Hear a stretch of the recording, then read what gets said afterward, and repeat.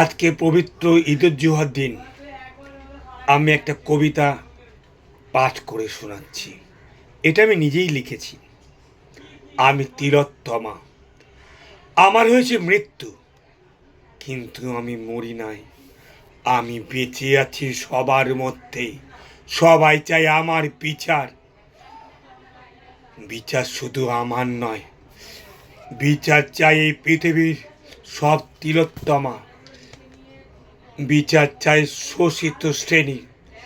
এই বিচারের দাবিতে মানুষ এখন শৃঙ্খলাবদ্ধ।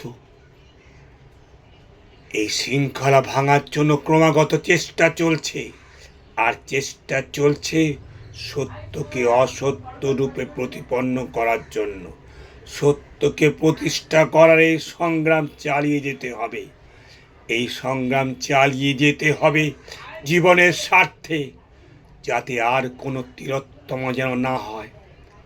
শকুনের দল আকাশে ভিড় করেছে, আর রাস্তায় ভিড় করছে জীবন্ত কঙ্কালরা। এই কঙ্কাল থেকে রক্ত মাংসের মানুষ হতে আমাদের এই সংগ্রাম চালিয়ে যেতে হবে। হে মানব জাতি, আমাদের এই মহাসংগ্রাম আমাদের জীবনের ব্রত থেকে যেন চ্যুত না হয়, এটাই হওয়া উচিত আমাদের জীবনের মূল মন্ত্র। নমস্কার।